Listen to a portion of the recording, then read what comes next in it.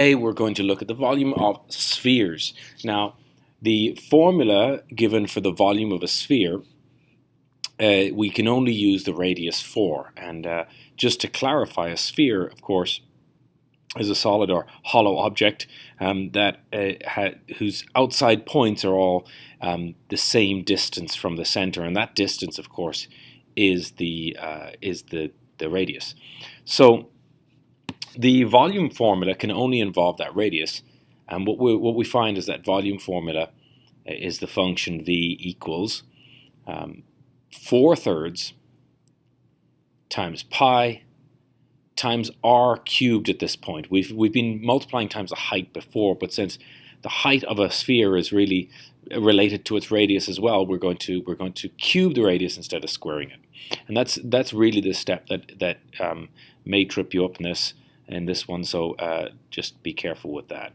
Our radius, of course, is 4, and all we need to do, as with any function, is plug that into our formula. All right, so 4 goes into our formula. We're going to cube it. We're going to multiply it times pi, and we're going to multiply it times 4/3. Okay, so 4 times 4 is 16, times 4 is 64, right? So watch out for that. You're multiplying this 3 times, okay? 4 times 4 times 4 is 64. We're going to multiply that times 4/3. And that's going to be all times pi. And of course, we don't need to worry about pi because we're being asked to provide our answer in terms of pi. So we're okay with that. So another 4 times 64 is going to be 256. So 256. And that's divided by 3. And pi. And at this point here, if your numerator is a multiple of 3, feel free to divide by 3. If it's not, then there's no division needed.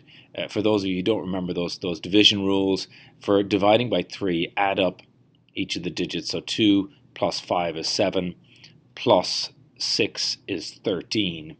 13 is not a multiple of 3, therefore 256 is not divisible by 3. So your answer can simply be 256 divided by 3 times pi.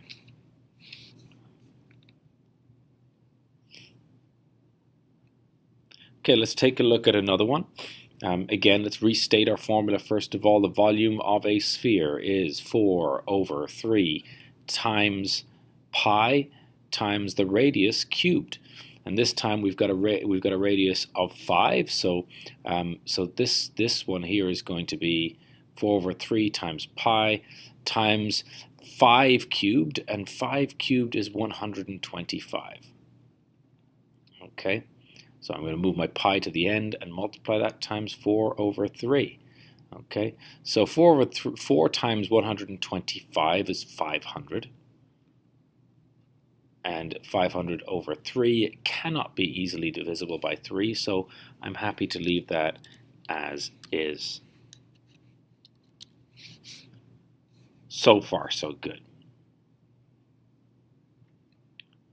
Okay, one last question. You might notice once again they're asking you to enter an exact answer in terms of pi. I'm a much bigger fan of doing that than using approximations. 22/7 is not a very good approximation of pi anyway. It works out as 3.1428, I believe, somewhere around that region, rather than 3.1415 and so on. But either way, they're just approximations. We would rather give it in terms of the irrational number pi. The difference with this question right here, there's no difference, of course, in the formula. We've got 4/3 times pi times r cubed. The big difference is that our radius is already a fraction, so we do need to take that into account. So thinking back to your days of multiplying fractions, in this case, we've got a fraction to the power of 3 that's multiplying the half times itself 3 times. It's just multiplying the numerator, multiplying the denominator. It's like distributing this exponent in, like we learned in the exponent rule. So what that's going to be is 1 times 1 times 1, of course, is just 1. 2 times 2 times 2 is 8. So that's going to be 1/8.